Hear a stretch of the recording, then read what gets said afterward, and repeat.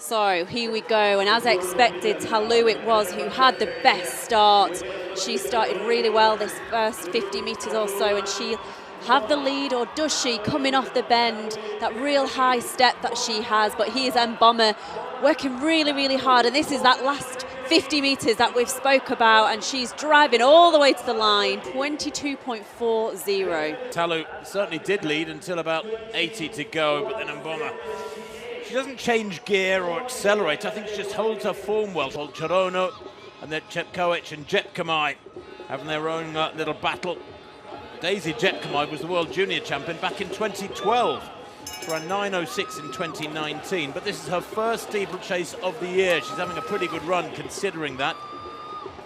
Chepkoech, as you mentioned, Jenny, the World Junior Champion here, just 3 weeks ago at the age of 17, also in the mix as she negotiates that final barrier. Chespol, okay, and a real sprint for second place here. Chespol's going to take it by 20 metres, and the time, well, 9:31-ish, just outside Chepkoech's winning time of last year, which of course was the meeting record of 9:29.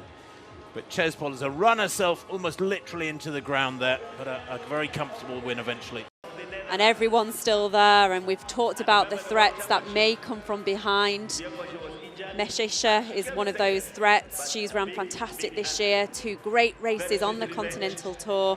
Let's not forget the Ethiopian athlete, although I can't see her there. I was expecting Gebra Breeza. She's run absolutely fantastic. She was 4th in the 1500 metres at Tokyo, but that 200 metres there, from 1200 to 1400 metres, 1100 to 1300 metres was around about 30 seconds, and Kip Yegon is putting her foot down with 100 metres to go.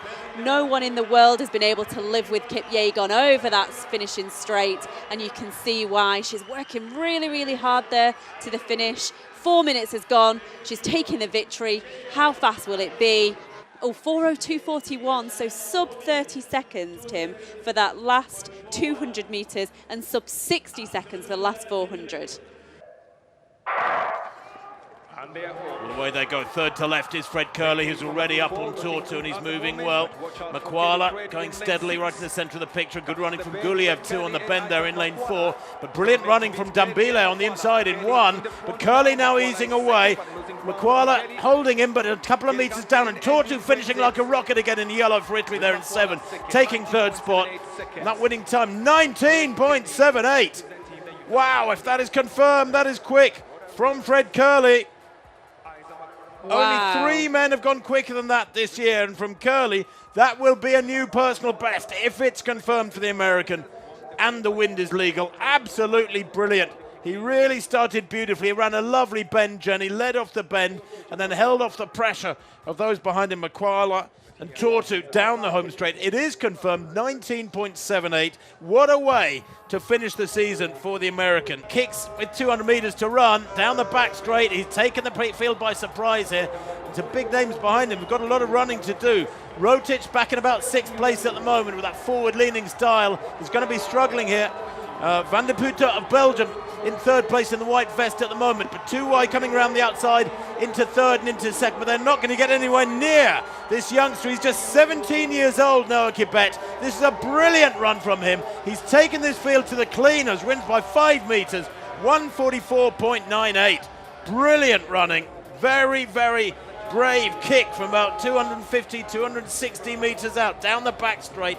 He opened up that gap going into the final bend, and he carried on going away. And they might have closed on him a little bit down the home straight, Jenny, but there was no way they were going to get back to him before the finish line intervened. This is the women's 5,000 metres.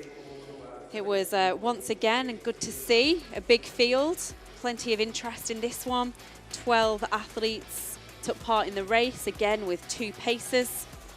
And it was Kip Kemboy who really, really just, once the pacemakers dropped out, she went to the front and she worked hard for it.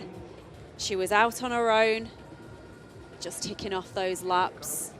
Kip Kemboy dominating, Jenny. She is a very, very much a world-class racer, and this is probably her sweet spot. She's run a pretty good road 10K, under 31 minutes. She's run 8:21 for 3,000. And the 28-year-old in clearly very, very fine form here. But Mora it is who's got the lead at the moment, and the world champion Nakayi, the slight figure, is now coming in second place. How quick can this be? Can it be under 2 minutes? It looks like it's got the potential to be. So Mora it is who's coming down the home straight. Her head is going back, she's working hard. I think this is going to be a personal best. Nakayi is coming strong, but Mora has more. This is an incredible time. What time is it going to be? 2:00.12.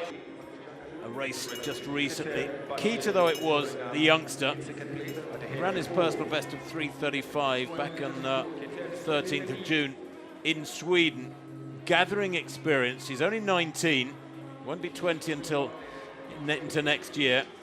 Ran a very relaxed 3:42 heat at the World Under-20s and then won the final in 3:37, just a couple of seconds outside his lifetime best.